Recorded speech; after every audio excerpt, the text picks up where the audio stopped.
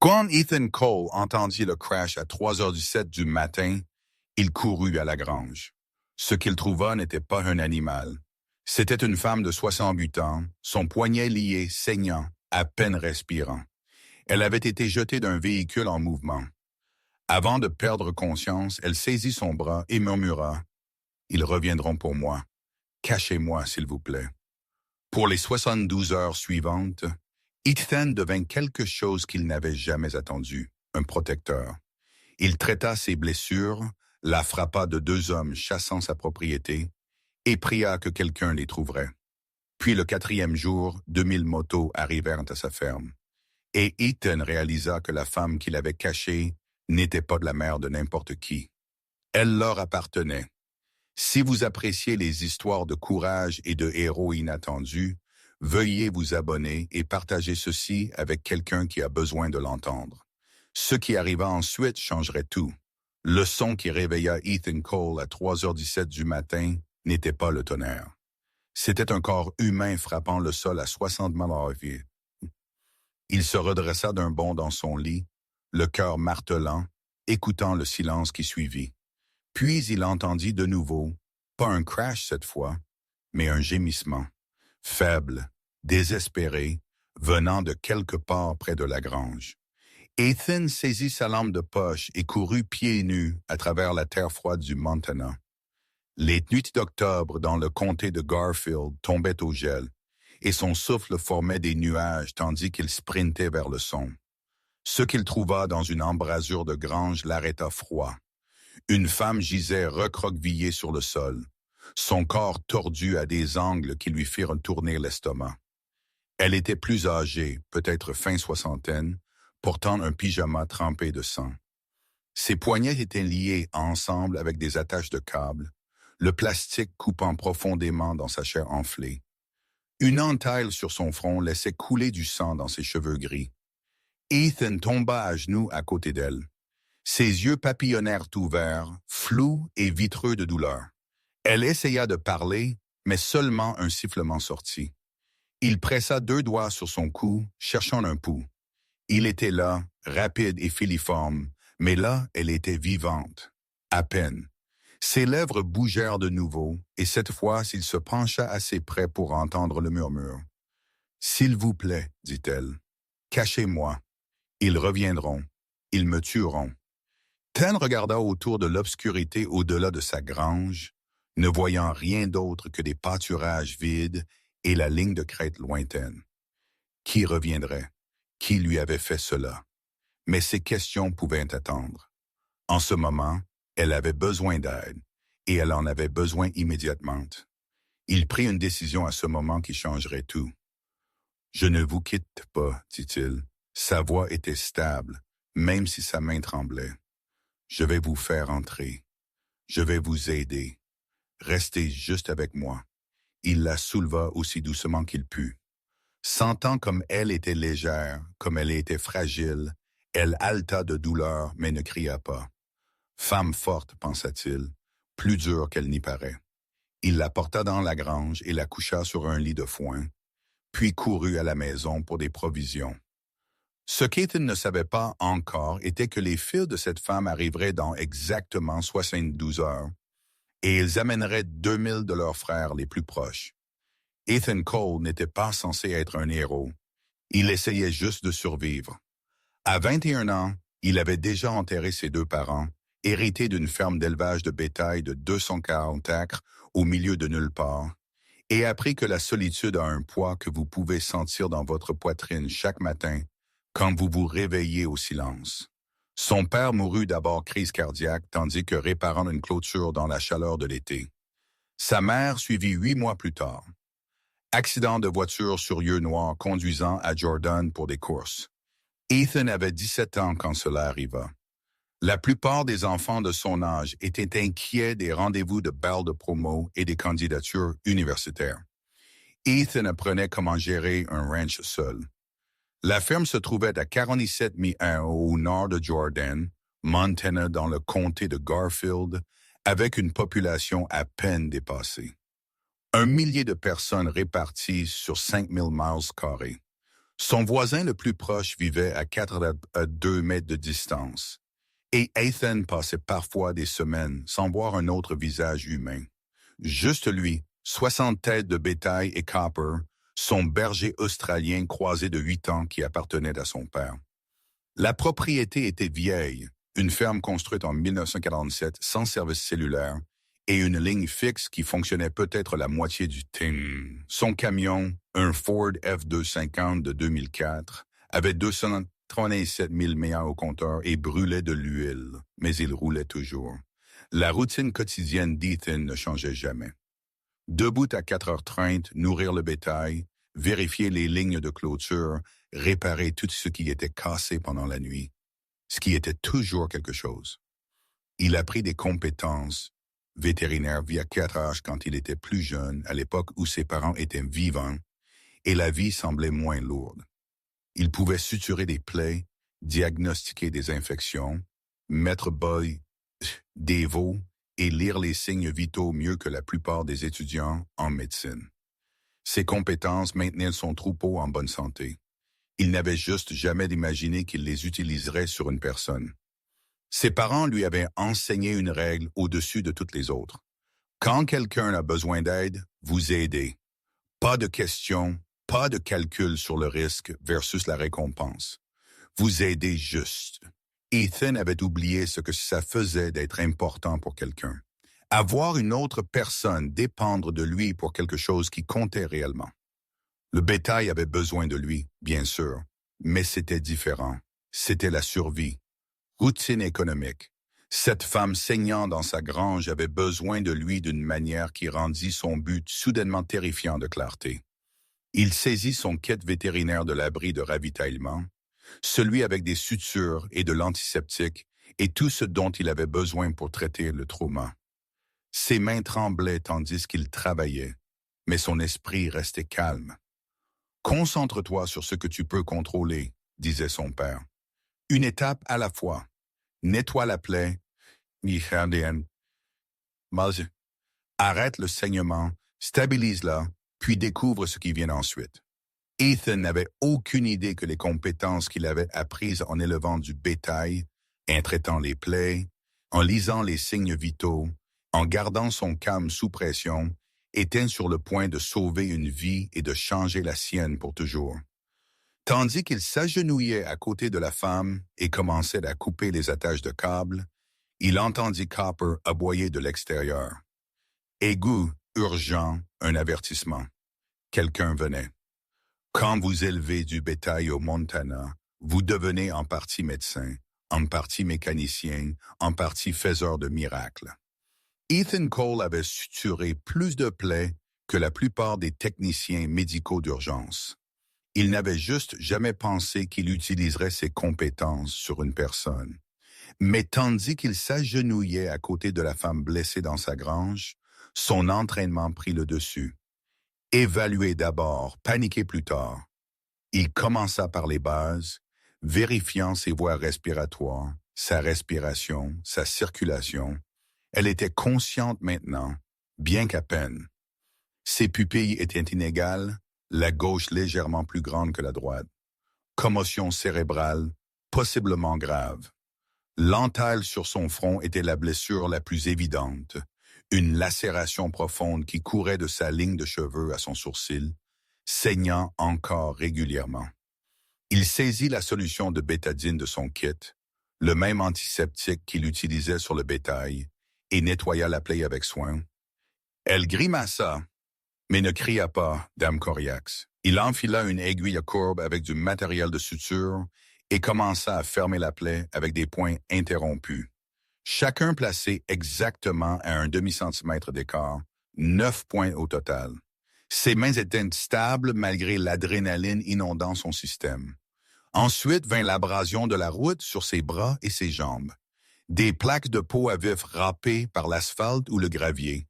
Il nettoya chaque zone doucement, retirant les débris incrustés, puis les enveloppa dans de la gaze stérile.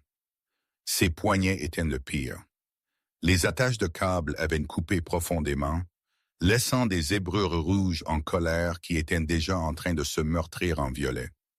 Il coupa les attaches complètement et examina les dégâts. Pas de saignement artériel, pas de dommages nerveux qu'il pouvait voir, mais l'enflure était significative.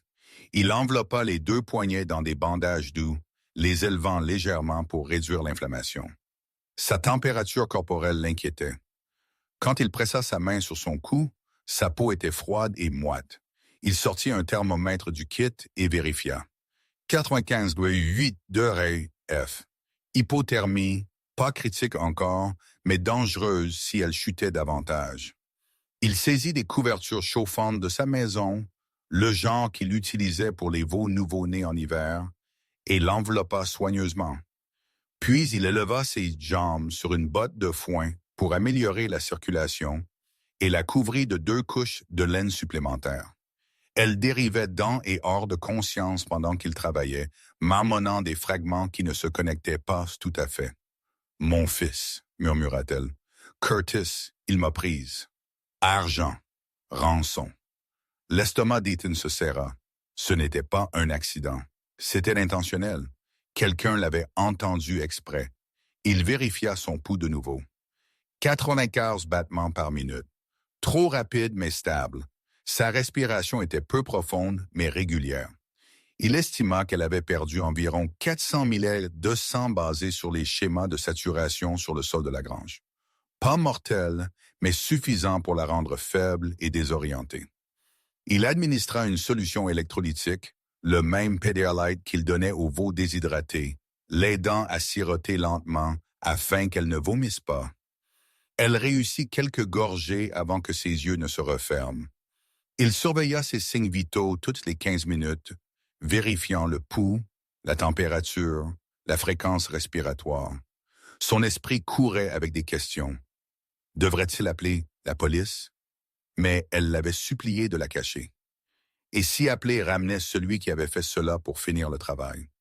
Son instinct dit « Stabilise-la d'abord, puis trouve quoi faire. » Pendant qu'Ethan travaillait dans la grange silencieuse, ses mains bougeant avec une efficacité exercée, il prit une décision. « Je la garderai en sécurité, » pensa-t-il.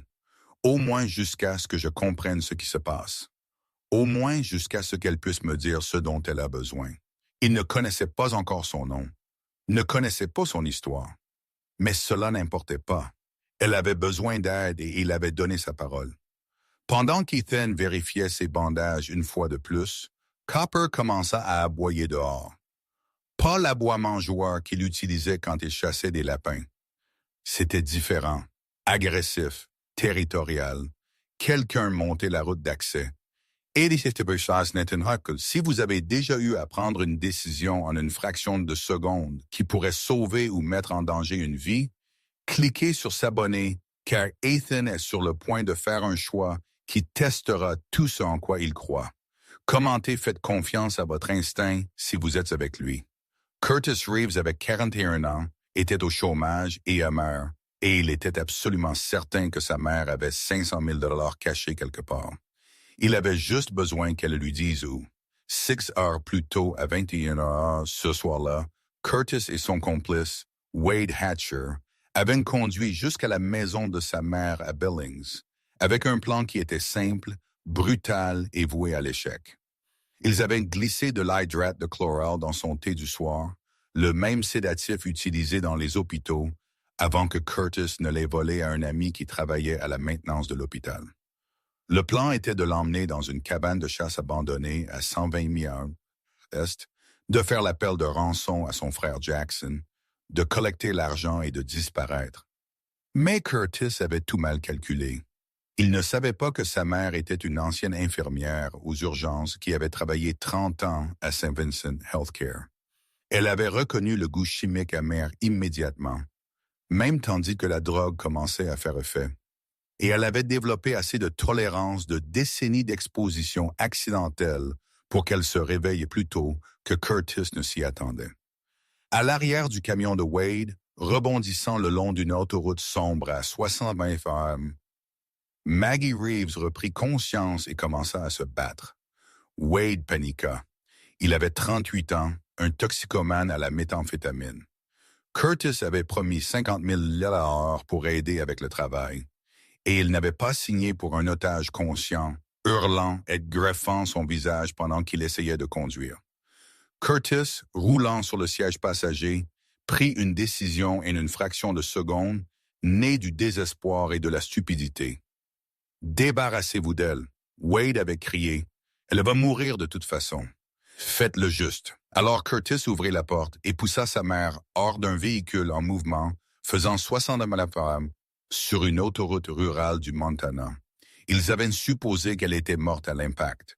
Ils conduisirent encore 40 minutes jusqu'à la cabane, établirent leur alibi, envoyèrent le texte de rançon à Jackson depuis un téléphone jetable et essayèrent de se convaincre que tout s'arrangerait.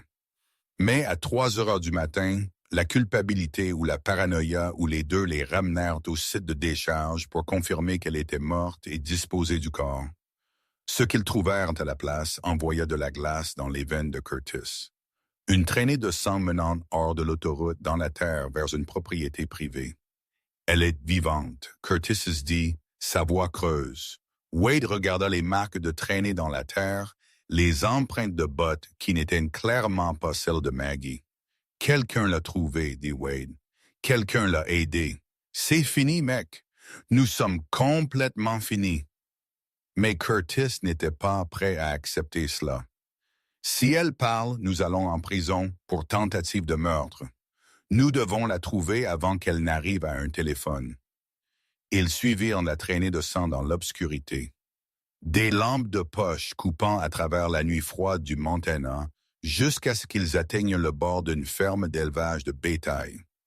Des lumières étaient allumées dans la grange. Quelqu'un était définitivement là. Curtis mémorisa la plaque d'immatriculation du vieux camion Ford garé près de la maison. Plaque du Montana 7GRT 492. Il sortit son téléphone et chercha les registres de propriété.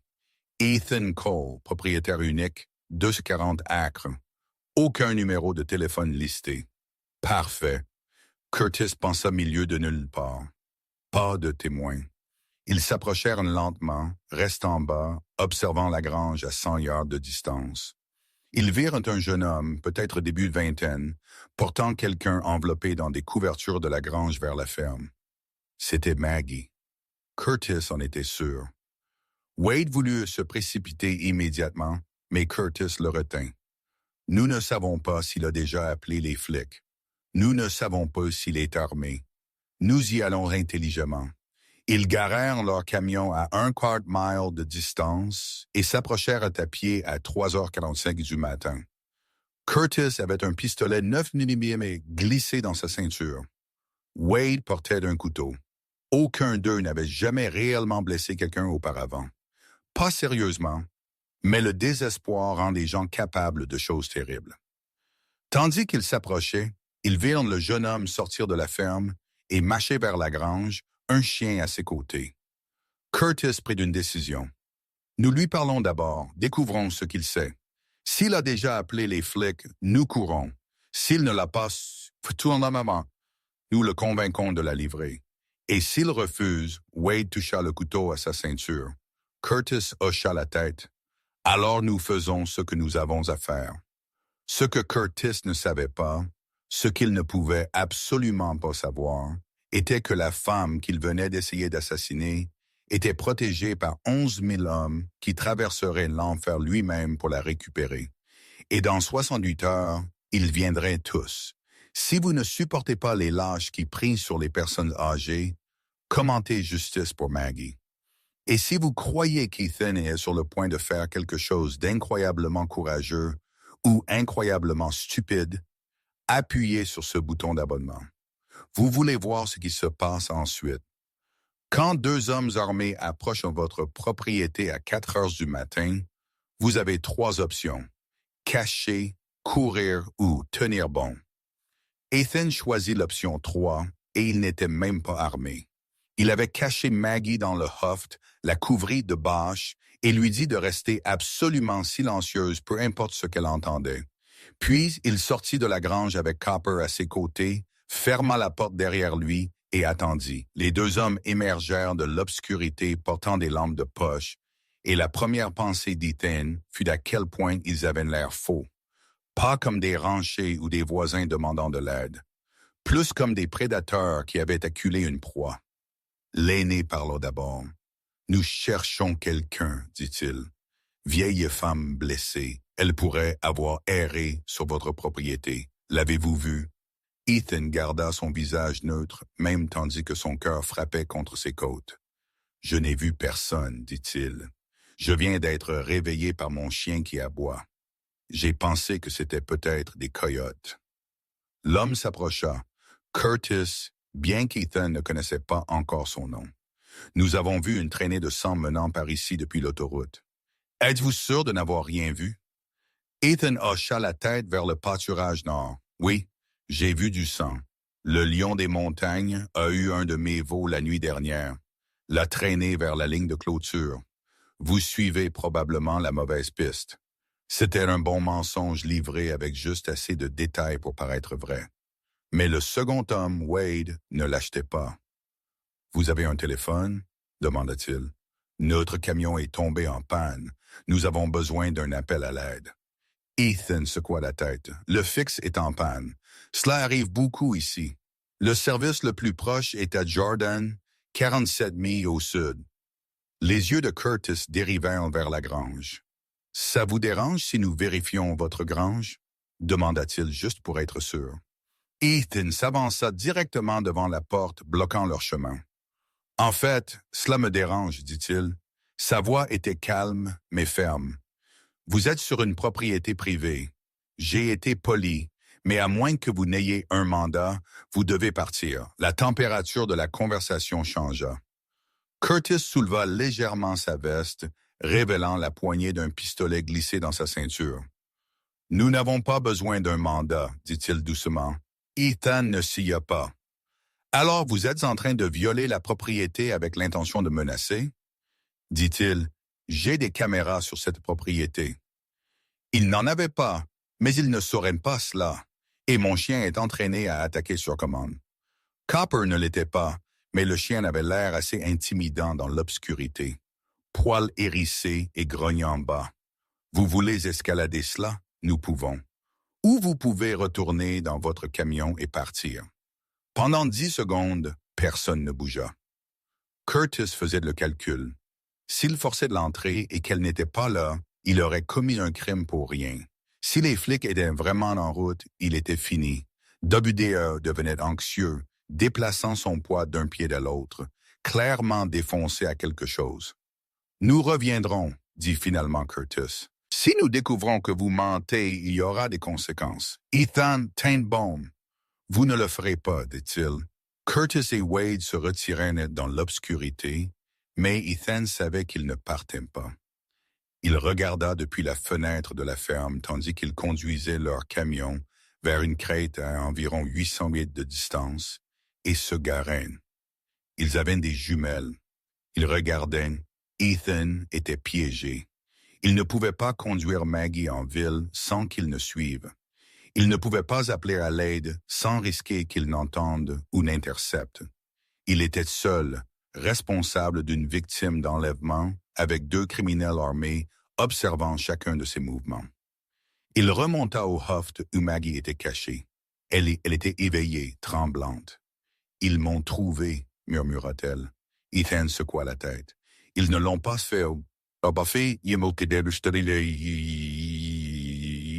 Mais ils surveillent la propriété. Je ne peux pas vous sortir sans qu'ils ne suivent une. Nous sommes coincés ici jusqu'à ce que je trouve quelque chose. » Maggie saisit sa main avec une force surprenante. « Vous auriez dû les laisser me prendre, » dit-elle. « Maintenant, ils vous tueront aussi. » Ethan regarda cette femme qu'il connaissait depuis moins de 2 heures. Cette étrangère qui avait été jetée d'un camion et laissée pour morte. Et il sentit quelque chose qu'il n'avait pas senti en 4 ans de vie seule. « But, cela n'arrive pas, dit-il. Je vous ai fait une promesse, je la tiens. » Au cours des 72 heures suivantes, Ethan devrait surpasser en ruse, survivre et déjouer 2 criminels désespérés, et qu'il était sur le point de devenir créatif. Margaret Maggie Reeves n'était pas toujours la mère d'un président de chapitre des Hells Angels, mais elle avait toujours été une combattante. Née en 1951 à Billings, Montana, elle grandit pauvre, fille d'un mineur de charbon et d'une couturière qui lui apprirent que la survie signifiait travailler plus dur que tout le monde autour de vous et ne jamais s'en plaindre. Elle devint infirmière parce qu'elle voulait aider les gens et parce que le salaire était assez décent pour subvenir à ses besoins. Elle travailla les quarts de nuit aux urgences à St. Vincent Healthcare pendant 30 ans, suturant des plaies au couteau, traitant des overdoses, tenant les mains de patients mourants dont les familles ne se montraient jamais. Elle se maria jeune, eut 2 fils, Curtis et Jackson, et divorça quand les garçons étaient encore petits parce que son premier mari préférait boire au lieu de travailler. Elle éleva ses garçons seuls, tirant des doubles quarts, dormant 4 heures par nuit, s'assurant qu'ils avaient de la nourriture et des vêtements et de l'aide aux devoirs même quand elle était si fatiguée qu'elle pouvait à peine tenir debout. Curtis était l'aîné, né avec ce que les médecins appelèrent plus tard trouble du déficit de l'attention avec hyperactivité, mais ce que Maggie connaissait juste comme problème. Il ne pouvait pas rester assis à l'école, ne pouvait pas se concentrer, fut expulsé 2 fois avant d'avoir 16 ans. Il commença à utiliser des drogues à 17 ans, principalement de la méthamphétamine, et de là tout dégénéra. Jackson était différent, plus silencieux, plus concentré, mais tout aussi perdu à sa manière. Il trouva les Hells Angels quand il avait 19 ans, rejoignit comme prospect, gagna son patch complet à 21 ans et ne regarda jamais en arrière. Le club lui donna structure, fraternité, bœuf. Maggie ne le comprit pas au début. Les gilets en cuir et les motos et la réputation qui le suivaient partout. Mais elle vit ce que cela fit pour Jackson. Cela le sauva. Le transforma d'un gamin sans but en un homme avec un code, avec loyauté, avec des gens qui le soutenaient quoi qu'il arrive. Curtis en voulait. Il en voulait que Jackson devienne propre quand lui ne pouvait pas. En voulait que leur mère fût fière de Jackson et déçue de lui. En voulait que quand Maggie se remaria en 2010, un homme bon nommé Robert, qui possédait une petite entreprise de construction, la police d'assurance vie de Robert lista Jackson comme fiduciaire parce que Curtis ne pouvait pas être fait confiance avec l'argent. Quand Robert mourut en 2014 d'une crise cardiaque, Curtis s'attendait à un héritage. Ce qu'il obtint à la place fut une ordonnance restrictive après qu'il eut volé 12 000 $ du compte d'épargne de Maggie pour rembourser des dettes de drogue. Jackson fut celui qui obtint l'ordonnance restrictive au nom de Maggie. Jackson fut celui qui dit à Curtis qu'il n'était plus le bienvenu aux réunions de famille. Et Curtis, amer et brisé, blâma son jeune frère d'avoir tourné leur mère contre lui. La vérité était plus simple et plus triste. Curtis s'était transformé en quelqu'un que Maggie ne pouvait pas faire confiance, ne pouvait pas aider, ne pouvait pas sauver peu importe combien elle le voulait. Quand l'assurance vie de Robert paya 275 000 $, cela alla à Jackson avec des instructions de l'utiliser pour les soins de Maggie. Curtis crut que cet argent aurait dû être le sien. Cette croyance s'envenima en rage, et la rage se transforma finalement en un plan. Maintenant, tandis que Maggie gisait dans la cave anti-tempête d'Ethan sous la ferme, bandée et faible mais vivante, elle lui raconta l'histoire par fragments. « Curtis était mon fils, dit-elle, mais il n'est plus le garçon que j'ai élevé. Les drogues l'ont pris, ont pris tout ce qui était bon et ont laissé cette coquille vide et en colère. » Ethan écouta, appliquant de nouveaux bandages à ses poignets, vérifiant ses pupilles pour des signes d'aggravation de la commotion. « Jackson viendra pour moi, » continua Maggie. « Je sais qu'il le fera, mais Curtis a envoyé une demande de rançon. Si la police s'implique, Curtis a dit qu'il me tuerait. Donc, Jackson ne peut pas appeler les flics sans risquer ma vie. » Ethan comprit la position impossible dans laquelle tout le monde était. Jackson cherchant sans force de l'ordre. Curtis assez désespéré pour tuer sa propre mère. Et Ethan, un jeune fermier de 21 ans, pris au milieu d'une tragédie familiale qui était devenue violente. « Vous êtes en danger maintenant, » dit Maggie doucement. « Curtis ne laisse pas de témoins. Je l'ai déjà vu. Quand il devient désespéré, il devient méchant. » Manton ajusta les couvertures autour d'elle. Alors nous ne lui donnons pas la chance, dit-il. Maggie étudia son visage. Vous me rappelez Jackson quand il était jeune, dit-elle avant que le monde ne l'endurcisse. Vous avez ce même regard comme si vous feriez la bonne chose, même si cela vous coûtait tout. Ethan ne savait pas comment répondre à cela. Alors, il vérifia juste ses signes vitaux de nouveau. Le pouls était plus fort maintenant, 86 battements par minute. La température était montée à 97,2. Elle se stabilisait. Ce que Maggie n'avait pas encore dit à Ethan était que Jackson avait déjà mobilisé chaque chapitre des Hells Angels dans un rayon de 500 miles. 2000 moteurs formaient des grilles de recherche à travers le Montana, coordonnantes avec une précision militaire, couvrant le terrain plus vite que toute recherche policière ne le pourrait. Et l'un d'eux avait un chien tracker qui était sur le point de capter l'odeur de Maggie. Si vous avez déjà vu un membre de votre famille se détruire et vous êtes senti impuissant, commentez, ce n'est pas votre faute.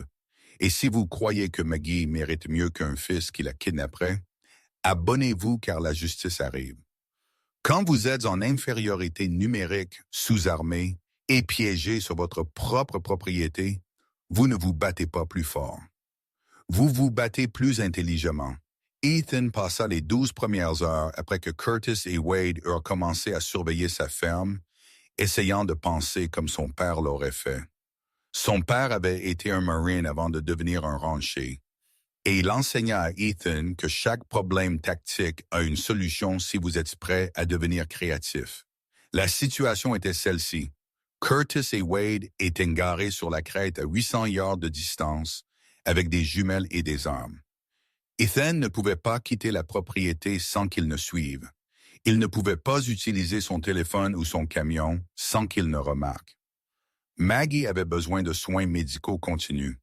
Et quelque part là-bas, des gens la cherchaient, mais ils avaient 147 000 miles carrés de Montana à couvrir. La solution d'Ethan était multi-yard et exigeait qu'il soit à 3 endroits à la fois, ce qui signifiait planifier chaque minute de sa journée à la seconde près. D'abord, il devait maintenir sa routine normale, afin que Curtis ne suspecte rien de différent. Cela signifiait nourrir le bétail à 6 heures du matin et 6 heures du soir, comme toujours. Cela signifiait réparer la ligne de clôture sur le pâturage nord, où Curtis pouvait le voir travailler. Cela signifiait déplacer l'équipement d'irrigation, vérifier les abreuvoirs, emmener Copper sur les routes de patrouille autour des limites de la propriété. Il devait avoir l'air d'un rancher faisant des choses de rancher, pas quelqu'un cachant une victime d'enlèvement. Deuxièmement, il déplaça Maggie de la grange à une meilleure cachette. La cave anti-tempête sous sa ferme avait été construite en 1947 comme abri anti-tornade, un espace de 8-10 pieds accessible par un panneau articulé dans le sol de la cuisine. 3 pieds de terre et de béton le séparaient de la maison principale, le rendant insonorisé et presque invisible. Ethan le meubla avec un matelas pneumatique, des couvertures, des lanternes alimentées par batterie, des fournitures médicales et un babyphone afin que Maggie puisse l'alerter si elle avait besoin d'aide. Le vendeur avait un conduit de ventilation d'urgence qui montait derrière la maison où Curtis ne pouvait pas le voir. Elle serait en sécurité là, cachée, au chaud.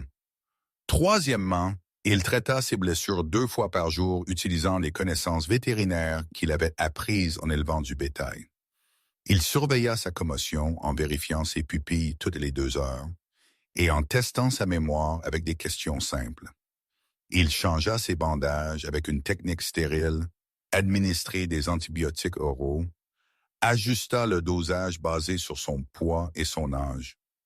Il suivit ses signes vitaux sur un graphique, pouls et température, et fréquence respiratoire, observant tout signe d'infection ou de déclin. Au 2e jour, elle s'améliorait. Sa couleur était meilleure. Son discours était plus clair. Elle réussit à s'asseoir sans avoir le vertige. « J'ai survécu à de pires cas aux urgences », lui dit-elle. « Ah, tu sais, lui dit-elle avec un faible sourire. Mais la partie la plus importante du plan d'Ethan était de signaler de l'aide sans que Curtis ne le remarque. Il ne pouvait pas utiliser un téléphone ou Internet parce que Curtis pourrait avoir un scanner de police et verrait définitivement le camion d'Ethan s'il essayait de conduire quelque part. Alors, Ethan fit à l'ancienne.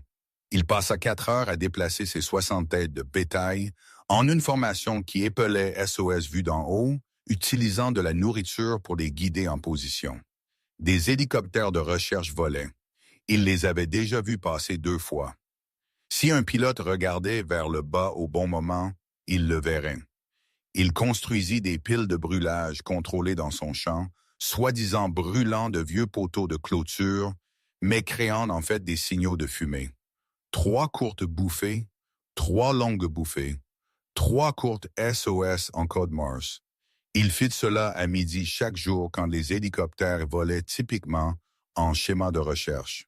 Pour Curtis regardant depuis la crête, cela ressemblait juste à de l'entretien agricole normal.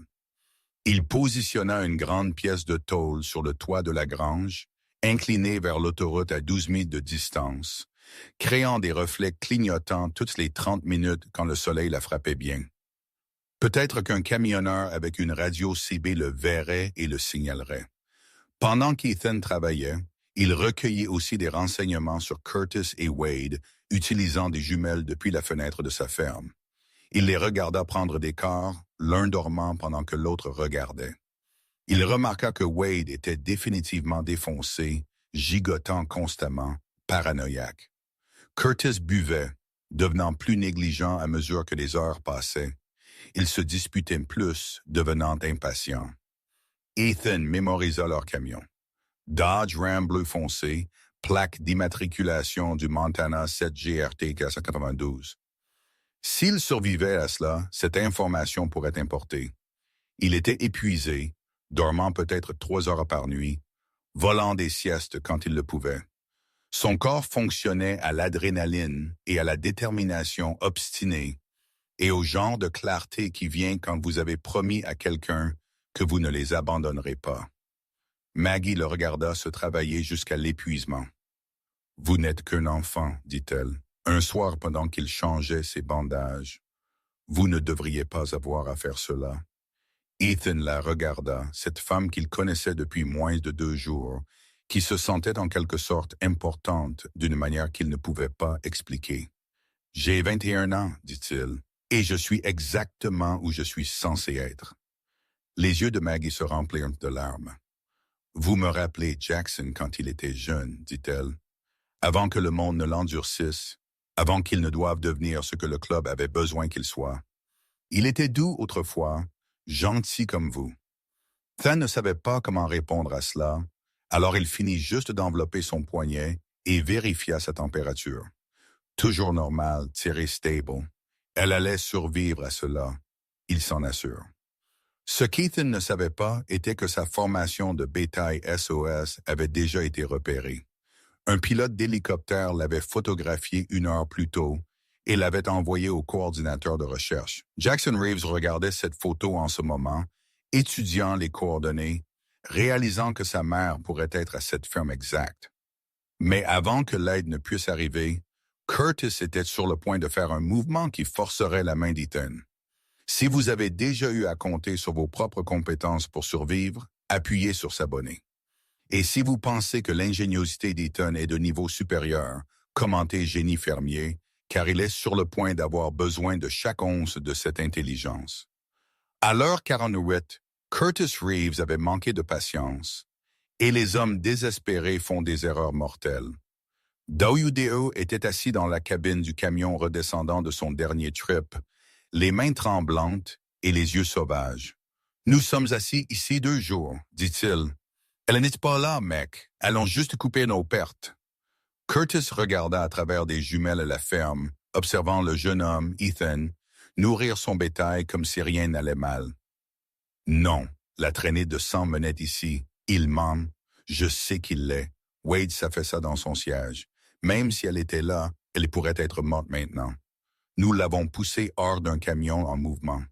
Curtis, personne ne survit à ça. » Curtis baissa les jumelles. « Si elle est morte, je veux voir le corps. Si elle est vivante, je finis ça ce soir. » La tête de Wade se releva ce soir. De quoi parlez-vous? Curtis chargeait déjà son pistolet, vérifiant le chargeur. Nous y allons. Plus de surveillance, plus d'attente. Cela se termine ce soir. Nous attrapons son bras. Et s'il appelle les flics, Curtis le secoua. Nous avons surveillé pendant 48 heures. Il n'a appelé personne. Il est seul. Nous le surpassons en nombre. C'est juste un gamin avec un chien. Nous pouvons gérer cela. À 8 heures ce soir-là, Ethan remarqua le changement. Curtis et Wade mettaient des gants, chargeaient des armes, vérifiaient des lampes de poche. Ils viennent, pensa Ethan. Ce soir, il courut à la cave anti-tempête et réveilla Maggie. J'ai besoin que vous restiez complètement silencieuse, peu importe ce que vous entendez, dit-il. Ne sortez pas. Promettez-moi. Les yeux de Maggie s'écarquillèrent de peur. Que allez-vous faire? La mâchoire d'Ethan se contracta. Gardez ma promesse. Il n'avait pas d'arme. Le fusil de chasse de son père s'était cassé il y a des mois, et Ethan ne l'avait jamais remplacé parce que les munitions étaient chères et il en avait rarement besoin. Ce qu'il avait était de l'équipement agricole, la connaissance de sa propriété et l'avantage du terrain. Il travailla vite, tendant du fil barbelé à travers les chemins d'approche à hauteur de cheville où il serait invisible dans l'obscurité. Il positionna son tracteur et sa charrue pour bloquer les voies d'évasion.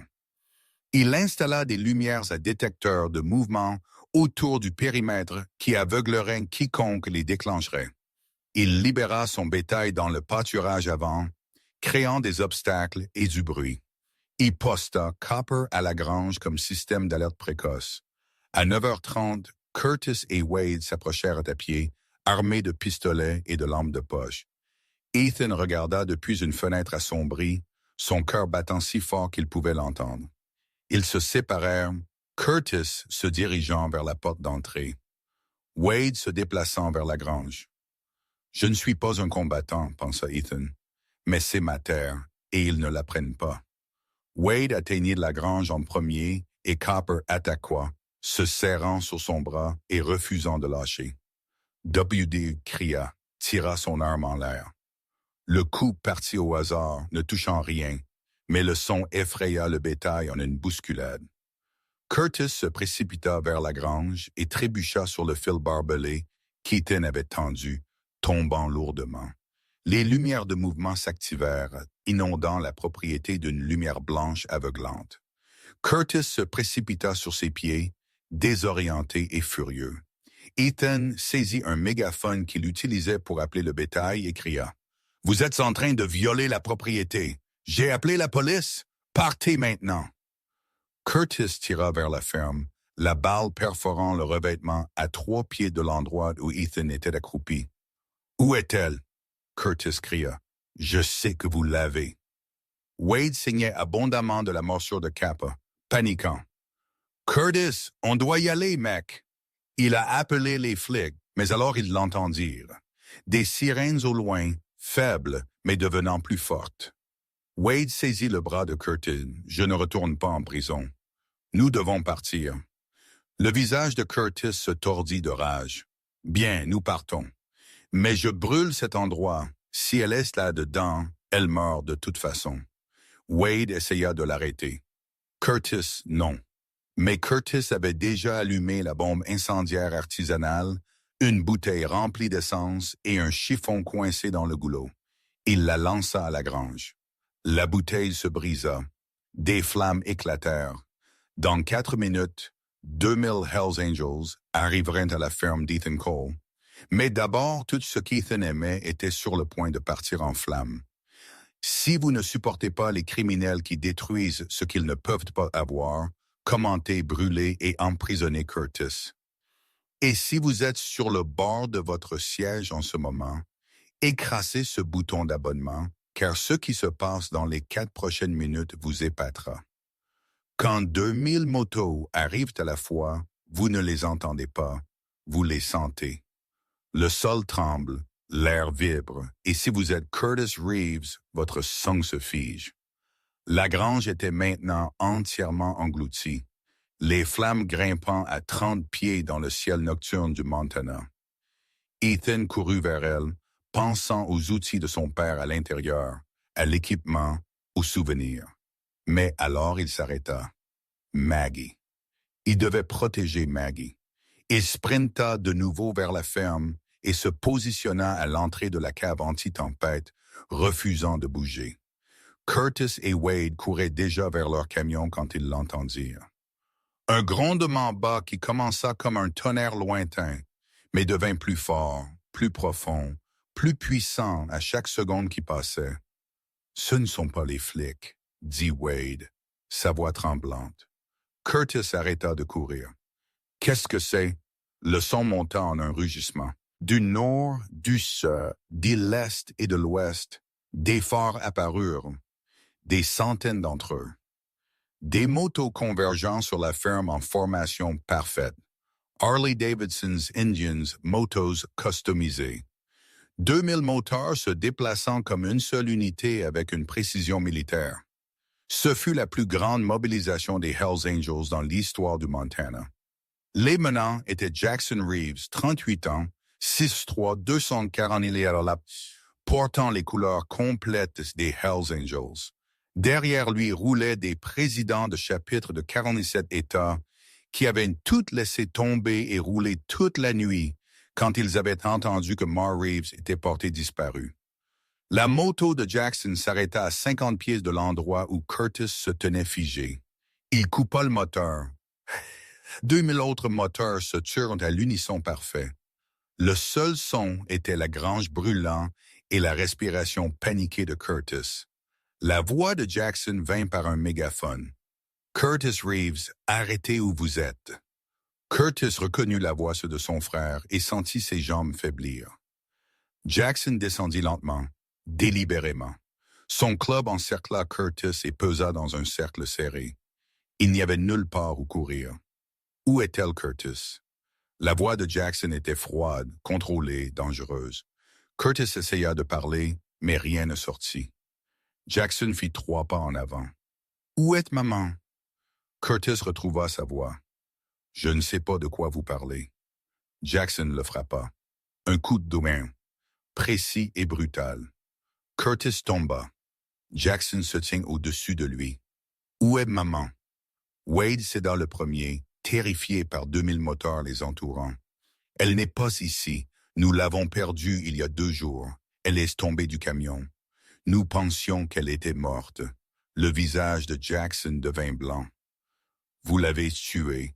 Nous étions pleurants maintenant. » « Non, elle était vivante quand elle tomba, mais nous ne savons pas où elle est allée. » Puis la voix d'Ethan coupa à travers le chaos. « Elle est vivante. » Tout le monde se tourna. Ethan se tenait sur le porche de la ferme, épuisé, couvert de suie de l'incendie de la grange, les mains tremblantes, mais la voix stable. « Votre maman est vivante. Elle est en sécurité. Je l'ai cachée pendant 48 heures. » Jackson fixa ce gamin qu'il n'avait jamais rencontré. Cet étranger couvert de terre et de cendres. « Vous l'avez? Vous l'avez eu tout ce temps? » Ethan hocha la tête. « Curtis et Wade ont surveillé ma propriété. Je ne pouvais pas la sortir. Je ne pouvais pas appeler à l'aide. Je l'ai juste gardée cachée et en sécurité. » La voix de Jackson se brisa. « Où est-elle? » La porte de la cave anti-tempête s'ouvrit derrière Ethan. Maggie sortit, bandée et faible, mais vivante. « Jackson, » dit-elle, juste son nom. Rien d'autre. Jackson courut vers elle, la rattrapant tandis qu'elle trébuchait. « Maman! Oh Dieu, maman! » Ils s'embrassèrent, ce président de club de motards endurci et sa mère âgée, tous deux pleurant ouvertement devant 2000 témoins. Les motards se tinrent en silence, beaucoup essuyant leurs propres larmes. C'est pour cela qu'ils avaient roulé. C'est pourquoi ils vinrent.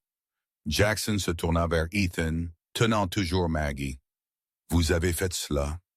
Vous l'avez maintenue en vie? » Ethan tremblait maintenant, l'adrénaline s'effondrant. « J'ai juste fait ce que n'importe qui devrait faire. » Jackson secoua la tête. « Non.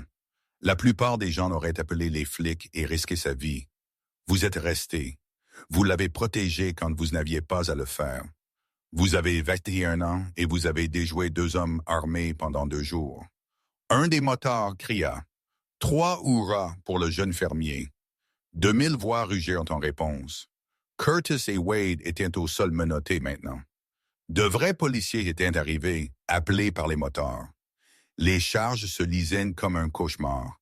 Enlèvement, tentative de meurtre, incendie criminel, agression avec une arme mortelle. Tandis que Curtis était traîné, il cria à Maggie « Je mérite cet argent ».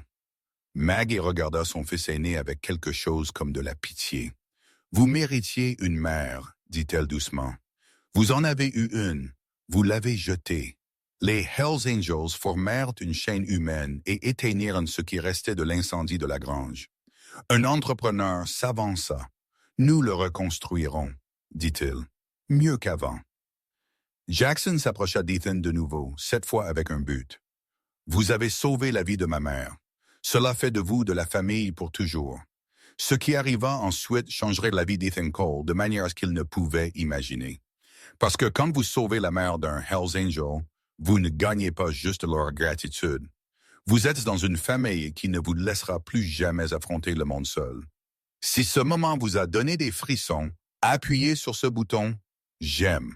Et si vous croyez qu'Ethan mérite tout le bien qui est sur le point de lui arriver, abonnez-vous et commentez Justice des Hells Angels, car cette histoire n'est pas encore terminée. À minuit, Maggie Reeves était dans un lit d'hôpital à la clinique de Billings. Curtis Reeves était dans une cellule de prison et Ethan Cole essayait de traiter ce qui venait de se passer.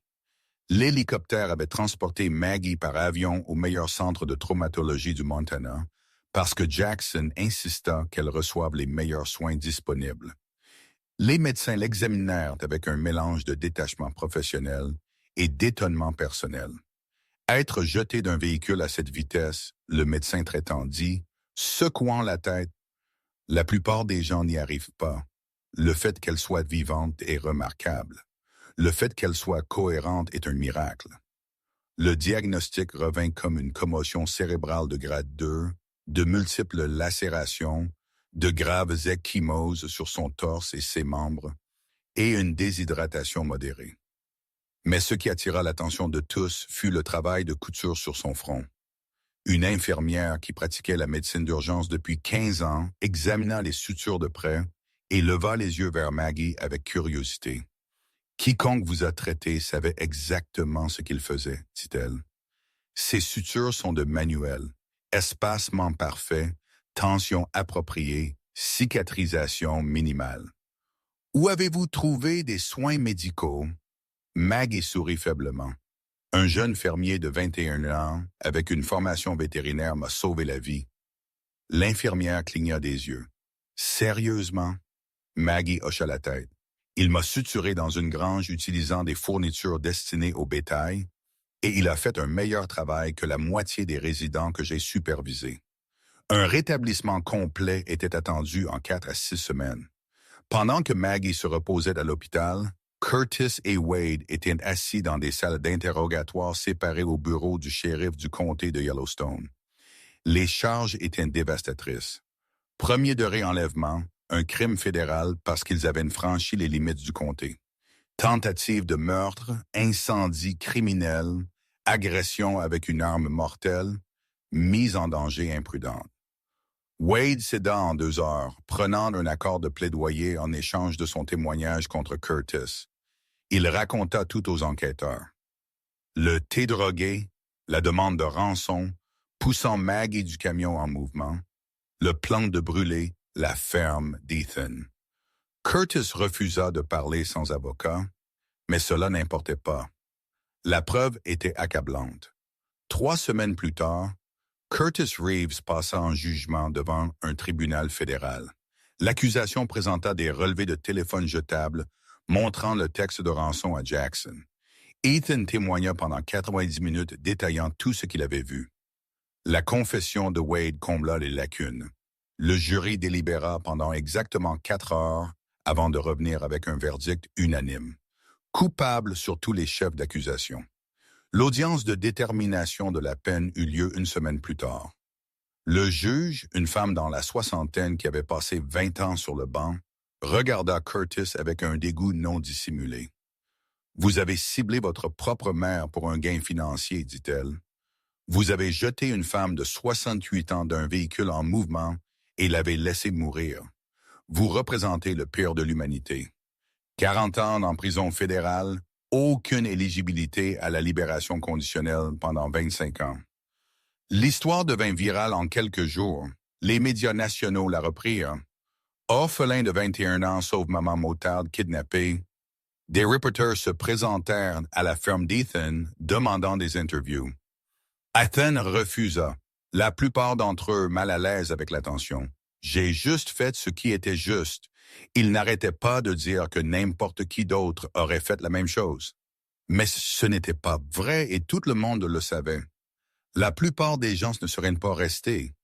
La plupart des gens n'auraient pas risqué leur vie pour un étranger. Le système juridique avait rendu justice. Curtis passerait le reste de sa vie fonctionnelle derrière les barreaux. Mais les Hells Angels avaient leur propre façon de dire merci et ce serait inoubliable.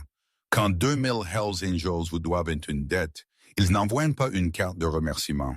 Ils se présentent et ils changent votre vie.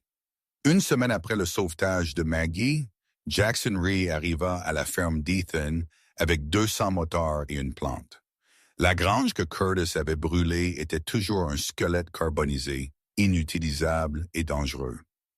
Jackson se tenait devant elle, les bras croisés, inspectant les dégâts. Puis il se tourna vers Ethan. « Nous reconstruisons cela, dit-il. Pas une demande, une déclaration. » Ethan commença à protester. « Vous n'avez pas à faire cela. Je peux gérer. » Jackson le coupa. « Il nous a rendu notre mère. Cela ne s'approche pas de l'égalité. Les motards qui se présentèrent n'étaient pas juste des motards. Ils étaient des professionnels, des entrepreneurs qui avaient construit des maisons pendant 30 ans, des électriciens qui pouvaient câbler n'importe quoi, des charpentiers dont le travail appartenait à des magazines, des soudeurs qui pouvaient créer de l'or à partir du métal, des opérateurs d'équipements lourds qui déplaçaient la terre comme si elle ne pesait rien. Ils travaillèrent 12 heures par jour pendant 7 jours d'affilée et refusèrent d'accepter un seul dollar en paiement. La nouvelle grange s'éleva des cendres 2 fois la taille de l'original. Matériaux inifuges, système de ventilation approprié, chauffage électrique pour les hivers brutaux du Montana, stockage d'équipements qui durerait 5 ans. Si Ethan avait engagé des entrepreneurs, le coût aurait été de 180 000 $ minimum. Son coût était 0. Le 8e jour, Jackson tint une cérémonie de dédicace. 200 motards se rassemblèrent devant la grange achevée et Jackson appela Ethan à l'avant. « Ethan, je veux vous offrir quelque chose. » Jackson dit, « Vous n'êtes pas un motard. Vous ne serez jamais un Hells Angel, mais vous êtes de la famille et nous nous occupons de la famille. » Il présenta à Ethan une plaque en bois destinée à être accrochée à l'intérieur de la grange. Il lisait Ethan Cole, ami du club, protecteur de Moravs. Il donna aussi à Ethan une carte de contact d'urgence avec le numéro de téléphone personnel de Jackson. N'importe quel chapitre, n'importe quel état, si vous avez jamais besoin d'aide, vous appelez, nous venons, pas de questions posées. Puis Jackson lui tendit une enveloppe. À l'intérieur se trouvait un chèque de 75 000 $. Fonds universitaires, dit Jackson. Des Hells Angels de 47 chapitres contribuèrent. Vous allez à Montana State pour étudier l'ingénierie agricole. Vous allez faire quelque chose de vous-même. Vous allez prouver que les bonnes personnes existent toujours dans ce monde. Les mains d'Ethan tremblaient tenant l'enveloppe.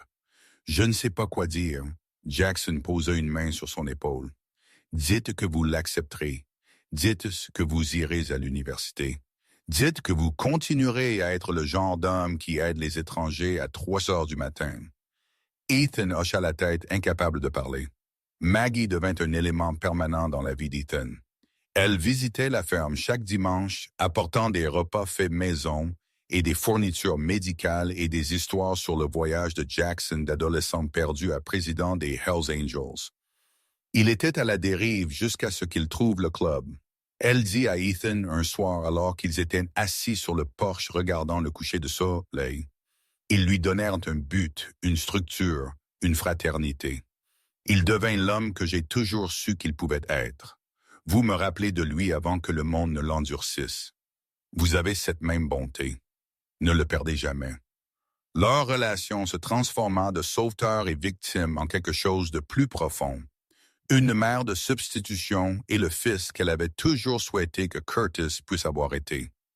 Les Hells Angels établirent un tour de bienfaisance annuel dans le comté de Garfield appelé la Randonnée commémorative Mar Reeves. Chaque octobre, des centaines de motards convergeraient sur le comté rural pour lever des fonds pour les services médicaux d'urgence. La première année rapporta 250 000 $. À la 5e année, ils avaient levé plus de 1,2 million de dollars. L'argent finança 3 ambulances, 2 programmes de formation de techniciens médicaux d'urgence et une clinique mobile qui servent les communautés éloignées. Ethan parla à chaque événement. Les communautés rurales ont besoin de ressources, dirait-il à la foule rassemblée. Mes parents moururent parce que l'hôpital le plus proche était à 90 minutes. Nous changeons cela une ambulance à la fois. La vie d'Ethan se transforma complètement. Il n'était plus seul. Il avait 2000 frères et sœurs étendus répartis sur 50 États. Il s'inscrivit à l'Université d'État du Montana, étudiant l'ingénierie agricole tout en continuant à gérer la ferme avec l'aide de volontaires locaux des Hells Angels qui se présenteraient les week-ends pour réparer les clôtures ou déplacer le bétail. Son isolement prit fin. Il trouva communauté, appartenance, but. Des années plus tard, quand Ethan traversa la scène pour recevoir son diplôme, Maggie était assise dans le public pleurant des larmes de joie. Jackson était au premier rang portant son gilet avec fierté.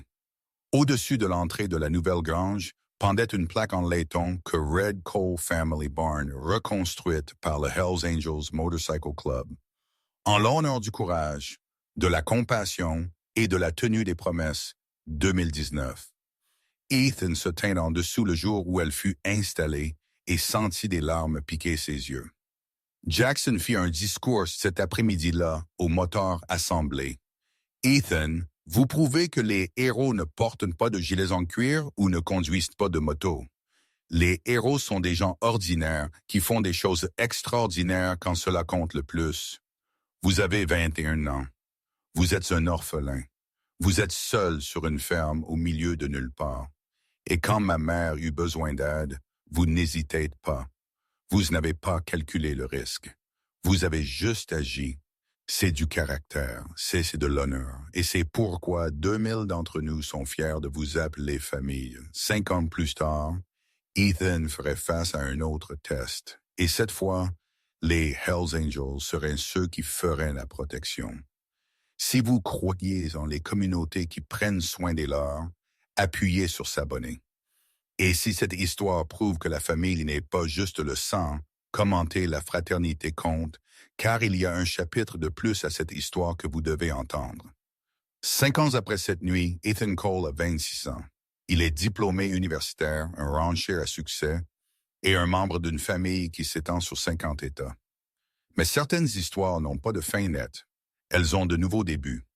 Ethan a obtenu son diplôme de Montana State avec un diplôme en ingénierie agricole et a immédiatement mis cette connaissance au travail.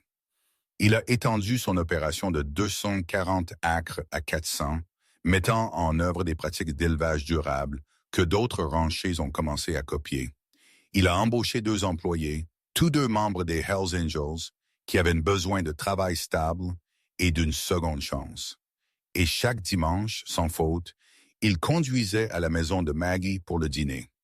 En 2024, Maggie reçut un diagnostic qui secoua tout le monde. Maladie d'Alzheimer à un stade précoce. À 73 ans, elle ne pouvait plus vivre seule en sécurité. Jackson fut déchiré par la nouvelle. « Je suis sur la route la moitié de l'année, dit-il à Ethan au téléphone. Je ne peux pas lui donner les soins à temps plein dont elle a besoin. Je ne sais pas quoi faire. » La réponse d'Ethan fut immédiate. « Elle emménage avec moi. J'ai un espace. Je lui dois ma santé mentale. » La voix de Jackson se brisa. Vous ne nous devez rien, Ethan. Vous nous avez déjà donné plus que ce que nous pourrions jamais rembourser. Ethan secoua la tête même si Jackson ne pouvait pas le voir. Il ne s'agit pas de dette. Il s'agit de famille. Ethan convertit une partie de sa ferme en une suite accessible pour Maggie. Des portes plus larges pour les futures aides à la mobilité, des barres d'appui dans la salle de bain, une chambre au rez-de-chaussée. Elle emménagea ce printemps-là et s'installa dans une routine qui donna une structure à sa vie. Elle aida avec de petites tâches selon ses capacités, pliant le linge, écossant des pois, organisant le garde-manger. Elle raconta à Ethan des histoires sur ses parents qu'elle avait recherchées après l'avoir rencontré. « Votre père était un homme bon », dit-elle un soir. Servit son pays, rentra à la maison, construisit une vie avec ses mains. Il serait fier de qui vous êtes devenu. Elle n'était plus juste la femme qu'il avait sauvée. Elle était sa famille. Cet automne-là, un groupe local anti-Acre commença à protester contre la randonnée commémorative Reeves, affirmant que l'événement glorifiait l'activité criminelle. Ils menacèrent de pétitionner le conseil municipal pour le fermer. Ethan se présenta à la réunion du conseil sans préavis et demanda à parler. « Il y a 5 ans, commença-t-il, sa voix stable et claire. Ces hommes ont sauvé ma vie. Ils ont reconstruit ma grange après qu'elle fut détruite. Ils m'ont donné un futur quand je n'avais rien. Je ne suis pas un motard. Je suis un fermier, mais je reconnais le caractère quand je le vois. Les Hells Angels ont fait plus pour se compter que toute organisation que je connaisse. Ils ont levé plus d'1 million de dollars pour les services médicaux d'urgence. Ils ont financé des ambulances qui ont sauvé des vies. Jugez-les par leurs actions, pas par des stéréotypes. Le conseil municipal vota unanimement pour permettre à la randonnée de continuer. Ethan reçut une ovation debout. Le Fonds médical rural de Morav avait levé 1,2 million en 5 ans. 3 ambulances servent maintenant le comté de Garfield, chacune portant le nom de Maggie. En l'honneur de Margaret Reeves, maman combattante survivante, 2 programmes de formation d'EMT avaient diplômé 63 nouveaux techniciens médicaux d'urgence qui travaillaient maintenant à travers le Montana rural. Une clinique mobile visitait des communautés éloignées une fois par mois, fournissant des soins de santé aux gens qui n'en avaient autrement aucun. Ethan siégeait au conseil, Jackson coprésidat. Et Maggie, même tandis que sa mémoire commençait à s'estomper, comprit que son cauchemar avait créé quelque chose de beau. Curtis resta en prison fédérale, purgeant l'année 6 de sa peine de 40 ans. Maggie le visitait 2 fois par an et Ethan la conduisait toujours. Curtis ne s'était jamais excusé, n'avait jamais montré de remords, n'avait jamais reconnu ce qu'il avait fait, mais Maggie y allait de toute façon. « Il est toujours mon fils », dit-elle à Ethan lors d'un de ses longs trajets. Même s'il ne me mérite pas, Ethan ne pouvait pas le comprendre. « Comment le pardonnez-vous » demanda-t-il. Maggie regarda par la fenêtre le paysage du Montana défilant. « Je ne le pardonne pas », dit-elle doucement. « Mais je refuse de laisser l'amertume me consumer. Je choisis l'amour même quand l'amour n'est pas rendu. » Chaque 15 octobre, l'anniversaire du sauvetage, les Hells Angels se rassemblaient à la ferme d'Ethan pour une cérémonie au coucher du soleil. Jackson lut les noms des membres du club qui étaient décédés cette année-là, honorant leur mémoire.